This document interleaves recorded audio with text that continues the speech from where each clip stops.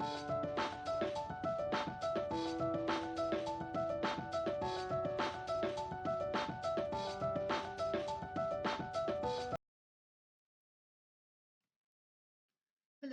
welcome.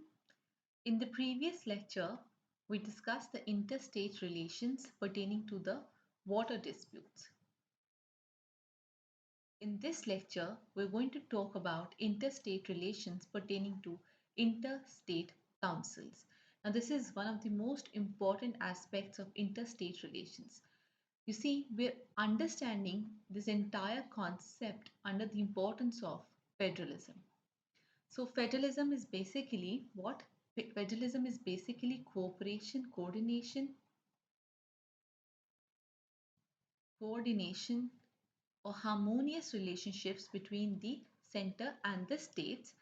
Along with this, it is also all of these things within the states themselves. So the different states should also be on the same page in order for federalism to strengthen, right? So it is in relation to this, like we discussed this under water disputes, we're going to discuss the emphasis of this pertaining to interstate councils. So let's get started. The first thing that we have before us is the article itself. So this is dealing with Article 263. The Article 263 basically contemplates the establishment of interstate councils to effect what? To effect coordination between the states and the center, right? Also, interstate council is to is to foster is or rather made to foster coordination between the states and the states. Is this clear? So this is the basic premise of it. Now, who is empowered here? It is the president who is empowered. The president is empowered in a manner that he or she can establish such a council. So this interstate council, this ISC, is going to be established by the president.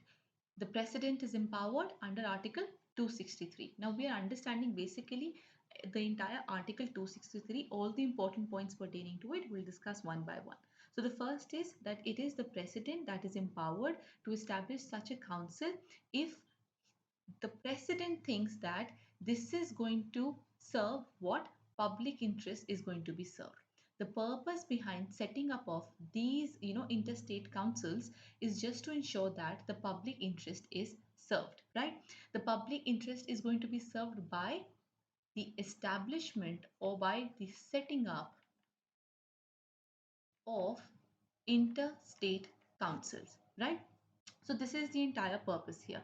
Now, the president himself is empowered that he or she can actually define the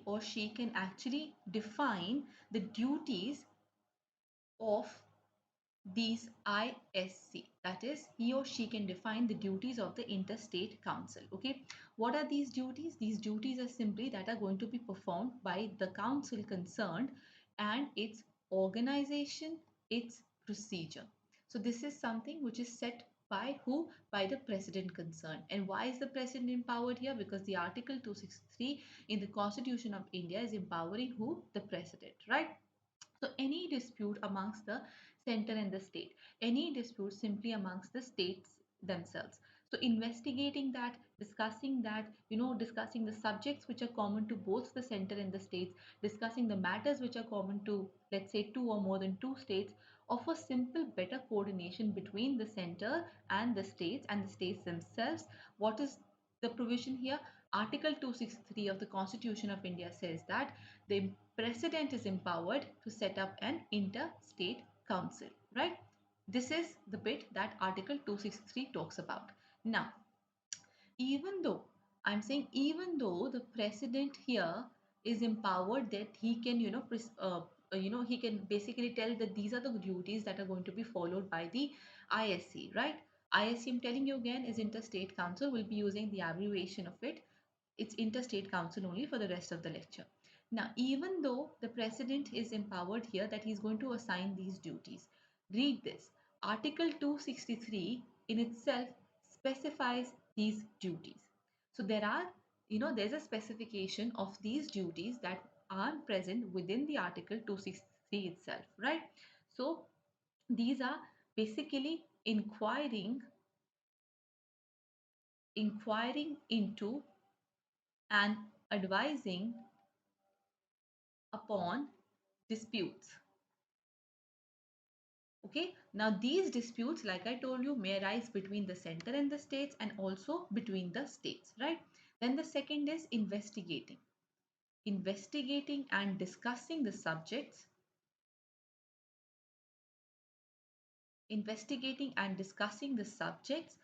which the state or the center and the states common interest, have a common interest.